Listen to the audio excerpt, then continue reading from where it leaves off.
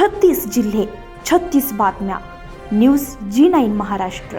उत्तर तुमच्या प्रश्नांची.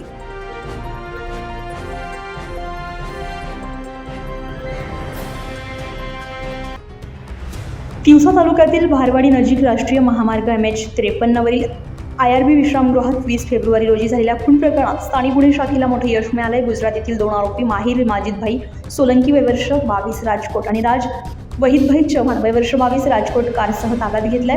फिर्यादी जानराव ठाकरे वय वर्ष 60 यांनी तिवसा पोलिसांना खुनाचा रिपोर्ट दिलाय. घटनास्थळी पाहता विश्रामगृहाजवळ झोपलेला मृतक विमल सतीश भाऊ अग्रावत वय वर्ष 22 राजकोट रक्ताळलेल्या अवस्थेत आढळलाय.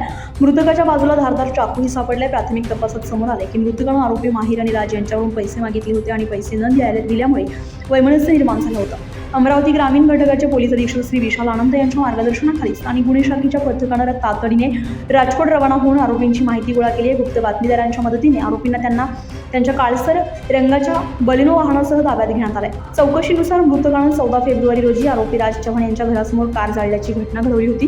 त्यानंतर पैशाची मागणी न पेलल्यामुळे आरोपींनी मृतकाचा खून केला अशी कबुली त्यांनी दिली आहे. तर दोन्ही आरोपींना तिवसा पोलीस ठाण्यात ताब्यात घेऊन पुढील कायदेशीर कारवाईसाठी पोलीस स्टेशन तिवसा येथे सुपूर्द करण्यात आलेले आहे.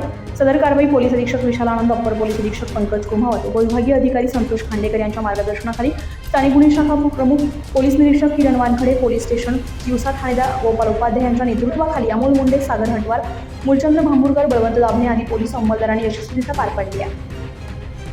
न्यूज G9 महाराष्ट्रासाठी नंदकिशोर मध्ये, तिवसा.